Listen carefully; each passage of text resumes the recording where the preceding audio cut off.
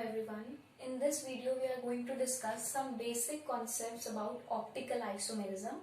Optical isomer क्या होते हैं, उनके बारे में कुछ बेसिक कॉन्सेप्ट्स हम स्टडी करने वाले हैं इस वीडियो में, क्योंकि हम ऑलरेडी डिस्कस कर चुके हैं that in SN1 reactions, SN1 mechanism के बाद जो प्रोडक्ट फॉर्म होता है that product is form by inversion of configuration, यानी जो प्रोडक्ट फॉर्म होता है उसकी कॉन्फिगरेशन रिएक्टेंट के कंपैरेटिवली इन्वर्ट हो जाती है. And in SN1 we have studied that racemization occurs, means जो प्रोडक्ट बनते हैं वो 50% रिटेंशन प्रोडक्ट बनता है एंड 50% इन्वर्जन प्रोडक्ट मिलता है. अब ये कॉन्फ़िगरेशन का इन्वर्जन होना और ये कैसे होता है इस सबको आज हम डिटेल में पढ़ेंगे. लेकिन उससे पहले जो नॉर्मल हमारी व्हाइट लाइट होती है, जो भी सोर्स ऑफ लाइट्स होते हैं उन सब में जो लाइट होती है उसमें अलग अलग वेवलेंथ्स के कंपोनेंट्स होते हैं. Means they consist of lights off various wavelengths. इनकी वेवलेंथ्स अलग अलग है. But mono that is normal light. But monochromatic light क्या होती है, एक ऐसी लाइट जिसमें सिर्फ एक ही वेवलेंथ है, जिसके कंपोनेंट्स की सिर्फ एक ही वेवलेंथ है, उसको बोलते हैं हम मोनोक्रोमैटिक लाइट. अगर हम एक ऑर्डिनरी व्हाइट लाइट को प्रिज्म में से पास करवा दें या ग्रेटिंग से पास करवा दें, या कई बार कुछ ऐसे सोर्स ही होते हैं जो सिर्फ मोनोक्रोमैटिक लाइट को ही पास करते हैं, they give only monochromatic light. For example sodium lamp सिर्फ येलो कलर की वेवलेंथ की लाइट को ही एमिट करता है. तो उस तरीके से हम मोनोक्रोमैटिक लाइट प्रोड्यूस कर सकते हैं. बट अगर हम मोनोक्रोमैटिक लाइट की ही भी बात करें तो जो नॉर्मल मोनोक्रोमैटिक लाइट है चाहे नॉर्मल लाइट है, उसमें क्या होता है, जो लाइट के कंपोनेंट्स होते हैं वो प्रोपेगेशन को छोड़कर, लाइन ऑफ प्रोपेगेशन को छोड़कर परपेंडिकुलर, उसके परपेंडिकुलर हर प्लेन में वाइब्रेट करते होते हैं. The components of all the lights, the monochromatic light also, components are vibrating in all the planes perpendicular to the line of propagation. line of propagation के perpendicular हर plane में वो vibrate कर रहे होते हैं कॉन्टिन्यूसली. बट अगर हम ऐसी किसी लाइट को अगर हम पोलराइजर में से पास कर देते हैं, निकोल प्रिज्म में से पास कर देते हैं, तो क्या होता है, उसके बाद से जो लाइट निकलती है उसमें सिर्फ एक ही प्लेन में वाइब्रेट करने वाले कंपोनेंट्स रह जाते हैं, और ऐसी लाइट को बोलते हैं हम प्लेन पोलराइज्ड लाइट. ये निकोल प्रिज्म कैल्शियम कार्बोनेट का बना होता है. कैल्शियम कार्बोनेट की ही एक फॉर्म होती है जिससे निकोल प्रिज्म बनाया जाता है. इसी को पोलराइजर भी कहते हैं. तो प्लेन पोलराइज्ड लाइट क्या होती है, in which components are vibrating in only one plane. जब कंपोनेंट सिर्फ और सिर्फ एक प्लेन में वाइब्रेट कर रहे होते हैं तब हम उसको बोलते हैं प्लेन पोलराइज्ड लाइट. नाउ ये हुआ प्लेन पोलराइज्ड लाइट के बारे में. लेकिन हमारे पास अब उस प्लेन पोलराइज्ड लाइट को भी अगर मैं किसी सॉल्यूशन से पास करवाऊं तो सम टाइम्स क्या होता है, कुछ कंपोनेंट्स उस प्लेन पोलराइज्ड लाइट के प्लेन को, जैसे अगर हमने देखा ये लाइट सोर्स था सोडियम लैम्प, तो ये मोनोक्रोमैटिक लाइट देगा. हमने ये अनपोलराइज्ड लाइट है जो इसमें से आ रही है, इसके कंपोनेंट्स हर प्लेन में वाइब्रेट कर रहे हैं. इसको जब मैंने निकोल प्रिज्म में से पास करा, जिसको पोलराइजर कहते हैं, तो सिर्फ प्लेन पोलराइज्ड लाइट बची जिसमें जो कंपोनेंट है वो सिर्फ एक ही प्लेन में वाइब्रेट कर रहे हैं. इसको जब मैंने सॉल्यूशन से पास करवाया तो लाइट का ये जो प्लेन हो गया ये रोटेट हो गया. तो ऐसे सब्सटेंसेस जो लाइट के प्लेन को रोटेट कर सकते हैं, they are called optically active compounds. ऐसे सब्सटेंसेस जो प्लेन पोलराइज्ड लाइट के प्लेन को रोटेट कर सकते हैं in any direction, such substances are called optically active substances which can rotate the plane of polarized light. जो पोलराइज्ड लाइट के plane को रोटेट कर सकते हैं, they are called optically active substances. Now अब हमने इस प्लेन पोलराइज लाइट को पोलैरीमीटर से, इसमें सॉल्यूशन भी होगा, प्लस पोलैरीमीटर ये मेजर कर सकता है कि कितना रोटेट किया, ठीक है। Angle of rotation means how much degrees it has rotated the plane of polarized light. तो पोलैरीमीटर से हम मेजर कर सकते हैं कितने डिग्री उसने प्लेन पोलराइज लाइट के प्लेन को रोटेट कर दिया। नाउ ऑप्टिकली एक्टिव सब्सटेंसेस भी दो तरह के होते हैं, एक होते हैं डेक्स्ट्रो रोटेटरी सब्सटेंसेस क्या होते हैं, which rotate the plane of polarize light towards right, जो प्लेन पोलराइज लाइट के प्लेन को राइट में रोटेट करते हैं, यानी क्लॉकवाइज, राइट में या क्लॉकवाइज रोटेट करते हैं, उनको बोलते हैं हम डेक्स्ट्रो रोटेटरी। हम या तो उन कंपाउंड्स के आगे स्मॉल डी लिख देते हैं या फिर हम एल्जेब्रिक प्लस से उसको प्रेजेंट करते हैं। ऐसे ही दूसरे तरह के कंपाउंड्स क्या होते हैं, लीवो रोटेटरी क्या होते हैं, जो पोलराइज लाइट के प्लेन को लेफ्ट में रोटेट कर देते हैं, यानी एंटी क्लॉकवाइज रोटेट कर देते हैं, उसको बोलते हैं लीवो रोटेटरी कंपाउंड्स, जो लेफ्ट में या anti clockwise plane of polarize light को रोटेट करते हैं। इनको हम या तो स्मॉल एल से प्रेजेंट करते हैं या एल्जेब्रिक एक्सप्रेशन माइनस से हम इनको प्रेजेंट करते हैं। सो पोलैरीमीटर से पास करने के बाद जो पोलराइज लाइट है उसका प्लेन रोटेट हो जाएगा या तो राइट में या लेफ्ट में, फिर दोबारा एक निकोल प्रिज्म लगाकर, जिसको हम एनालाइजर कहते हैं, उससे हम ऑब्जर्व कर सकते हैं कि कितना रोटेट हुआ। तो इस तरीके से हमारे पता चलता है कि ऑप्टिकली एक्टिव कंपाउंड्स क्या हुए। अब मान लो एक ही कंपाउंड है, हमारे को स्ट्रक्चर में कोई डिफरेंस नहीं दिखेगा, एक ही कंपाउंड के कुछ कंपोनेंट्स डेक्स्ट्रो रोटेटरी हो सकते हैं, मींस दो कंपाउंड्स हैं, उनका स्ट्रक्चर देखने में सेम है, लेकिन उनमें से एक होगा डेक्स्ट्रो रोटेटरी एंड एक होगा लीवो रोटेटरी। एंड ऐसे आइसोमर्स को हम क्या बोलते हैं, ऑप्टिकल आइसोमर्स या enantiomers. These are called enantiomers, जो कि कोई एक राइट में रोटेट कर रहा है प्लेन ऑफ पोलराइज लाइट को, एक लेफ्ट में रोटेट कर रहा है। such isomers are called enantiomers of each. Important aspect of molecules were discussed, that is symmetry and asymmetry. Now they were observing that कुछ कंपाउंड्स ऐसे होते हैं जिनकी मिरर इमेजेस उनके ऊपर नॉन सुपर इम्पोजेबल होती हैं, मींस उनकी मिरर इमेज एक दूसरे के ऊपर ओवरलैप नहीं करती। तो ऐसे कंपाउंड्स में देखा गया कि उनमें एसिमेट्री होती है, उसमें किसी तरह की कोई सिमेट्री प्रेजेंट नहीं है। तो बेसिकली एसिमेट्रिक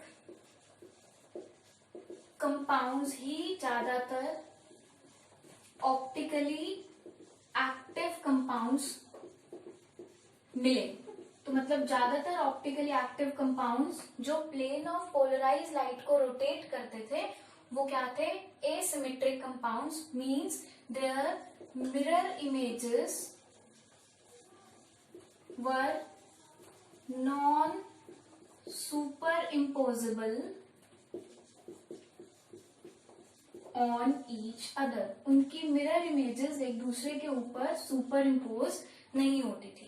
इस एस्पेक्ट को देखना, ऑब्जर्व करना थोड़ा सा मुश्किल है, तो उसके लिए उन्होंने एक और इजी तरीका निकाला कि कोई भी ऐसा कंपाउंड, इसके लिए हम किसी कंपाउंड को टेट्राहेड्रॉन की फॉर्म में, टेट्राहेड्रल में अगर अरेंज करें एंड अगर उसके किसी एक भी कार्बन में, चाहे इस कार्बन से अरेंज करो, इससे, इससे या इससे, अगर इस जैसे इसमें ये वाला कायरल नहीं है, ये भी नहीं है, ये भी नहीं है, लेकिन इस कार्बन पे देखो चारों सब्स्टिट्यूएंट्स, चारों जो ग्रुप्स अटैच्ड हैं दे आर डिफरेंट। एक तरफ मिथाइल जुड़ा है, एक तरफ इथाइल जुड़ा है, एक तरफ अल्कोहलिक ग्रुप जुड़ा है और एक तरफ H जुड़ा है। Since all the groups attached on this carbon are different, such a carbon is called chiral carbon, ऐसे कार्बन को बोलते हैं chiral carbon, and this is the asymmetric centre of the molecule. जैसे मैंने बोला ये कायरल नहीं है, इस पे 3 हाइड्रोजन सेम लगे हुए, इस पर 2 हाइड्रोजन सेम है, इस पर 3 हाइड्रोजन सेम है, तो this is the chiral centre और asymmetric centre in this compound, इसलिए ये कंपाउंड क्या है, कायरल है, ऑप्टिकली एक्टिव है। नाउ अगर मैं इसकी मिरर इमेज बनाऊं, इसको मैं यहाँ पे दोबारा बना लेती हूँ, CH3, यहाँ पर लगा हुआ है CH2 CH3, यहाँ पर लगा हुआ है OH एंड यहाँ पर लगा हुआ है H। सपोज मैं यहाँ H और यहाँ OH कर देती हूँ। इसकी अगर हम मिरर इमेज बनाना चाहें तो इसकी मिरर इमेज कुछ ऐसी आएगी, OH यहाँ हो जाएगा, ये जो CH3 है वो थोड़ा सा इस साइड इस तरीके से हो जाएगा, ये H यहाँ ऐसे आ जाएगा एंड ये CH2 CH3 कुछ ऐसा चला जाएगा, तो ये इसकी मिरर इमेज आएगी। अब पहले मैं इसको 180 डिग्री रोटेट करके, हमेशा ऑब्वियसली 180 डिग्री रोटेट करोगे तो ये OH यहाँ आ जाएगा, ये H यहाँ चला जाएगा, ये H यहाँ आ जाएगा, CH2 CH3 यहाँ आ जाएगा।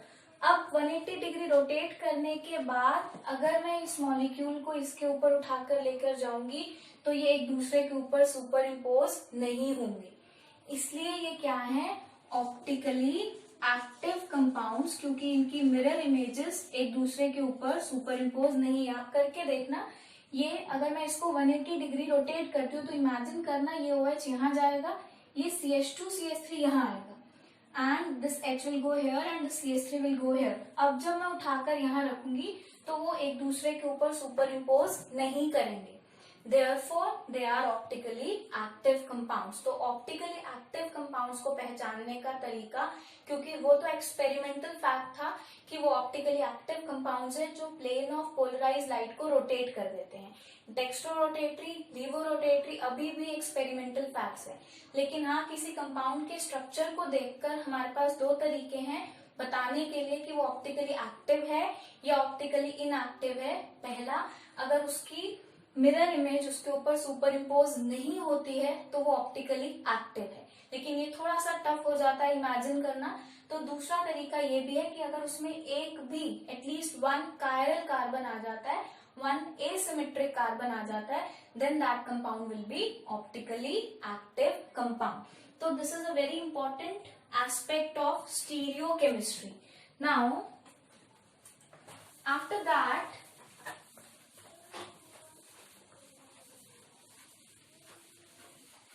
let's discuss about optically inactive compounds। optically inactive compounds क्या होते हैं,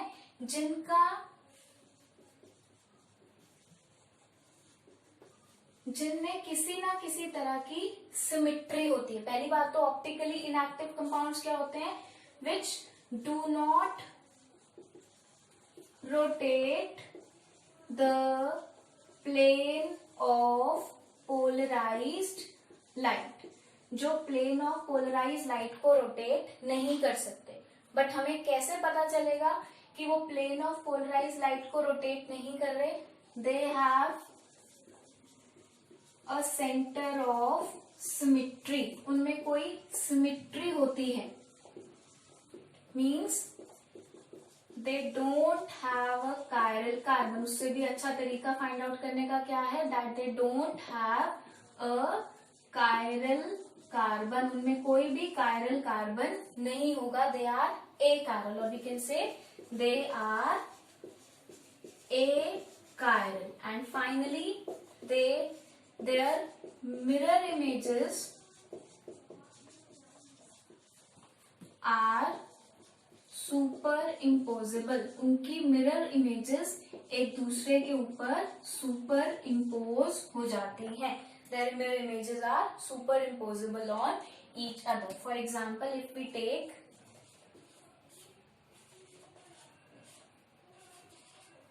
simply प्रोपेन टू ऑल अगर हमने लिया तो प्रोपेन टू ऑल में इस कार्बन पे ये और ये 2 ग्रुप सेम लगे हुए हैं।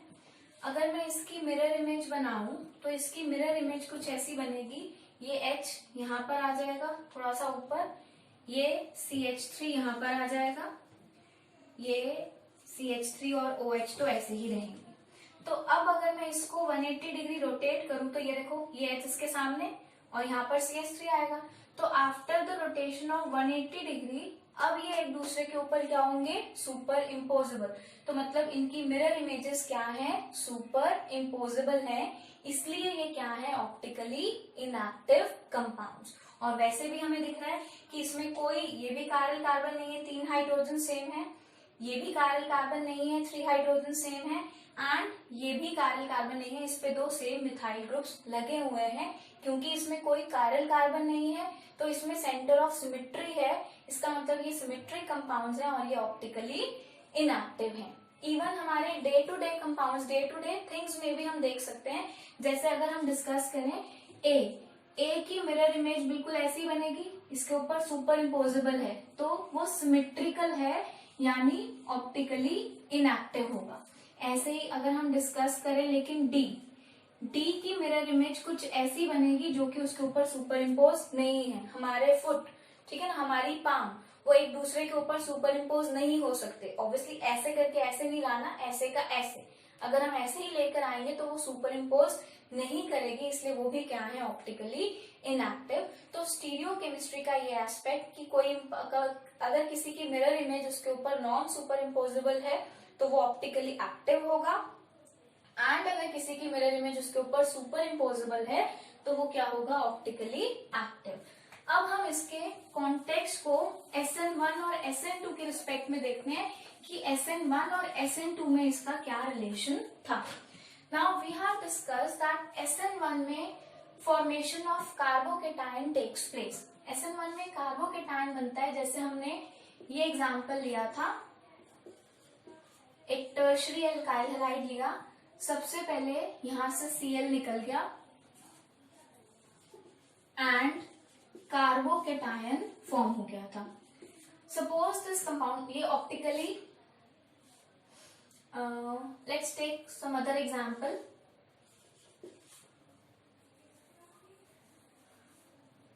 हम ये एग्जांपल ले लेते हैं क्योंकि इसमें सारे सबस्टेंस अलग लगे हुए हैं। Here we have H and CH3. So, अगर ये कंपाउंड मान लेते हैं हम, हमें नहीं पता बट हम मान लेते हैं कि ये कंपाउंड डेक्स्ट्रो ऑप्टिकली एक्टिव है, ये तो पता है क्योंकि इसमें कायरल कार्बन है। अगर ये कंपाउंड डेक्स्ट्रो रोटेटरी होता तो अब पहले तो कार्बोकेटायन बना, कार्बोकेटायन तो प्लेनर है। Now the another nucleophile can attack from front side as well as from back side because both are available to attack. Steric hindrance नहीं है, planar है। 50% चांसेस है कि न्यूक्लियोफाइल फ्रंट से आए, 50% चांसेस है कि न्यूक्लियोफाइल बैक से आए। सो अगर न्यूक्लियोफाइल फ्रंट से आता है तो जो प्रोडक्ट बनेगा उसकी कॉन्फ़िगरेशन बिल्कुल रिएक्टेंट जैसी होगी। मीन्स अगर ये डेक्स्ट्रोरोटेटरी है तो ये भी डेक्स्ट्रोरोटेटरी बनेगा। बट अगर न्यूक्लियोफाइल बैक साइड से आता है तो ये CH2 CH3 यहाँ आ जाएगा, H यहाँ आ जाएगा एंड OH यहाँ आ जाएगा। अब जो कॉन्फ़िगरेशन है वो रिएक्टेंट से बिल्कुल इनवर्स हो गई, यानी अगर रिएक्टेंट डेक्स्ट्रो था तो ये लीवो हो जाएगा। सो 50-50% चांसेस है कि इन्वर्जन हो या रिटेंशन हो। तो यानी हमें 50% डेक्स्ट्रो रोटेटरी कंपाउंड मिलेगा एंड 50% लीवो रोटेटरी कंपाउंड मिलेगा। इसलिए हमने बोला रेसमाइजेशन होगा, यानी रेसमिक मिक्सचर फॉर्म होगा। रेसमिक मिक्सचर होता है जिसमें 50% डेक्स्ट्रो रोटेटरी कंपाउंड होता है एंड 50% लीवो रोटेटरी कंपाउंड होता है। तो ये हमारा वो एस्पेक्ट था जो हमने SN1 में स्टडी किया था। इस तरीके से हमने कहा था कि रेसमाइजेशन, रेसमिक मिक्सचर का एक्चुअल मीनिंग होता है जिसमें 50% डेक्स्ट्रो हो और 50% लीवो प्रोडक्ट हो। अब यहाँ अगर लीवो होता तो भी 50% लीवो प्रोडक्ट मिलता और 50% डेक्स्ट्रो प्रोडक्ट मिलता। इन दैट केस ऑल्सो हमारे को रेसमिक मिक्सचर ही ऑब्टेन होता। बट इन SN2 में क्या होता है,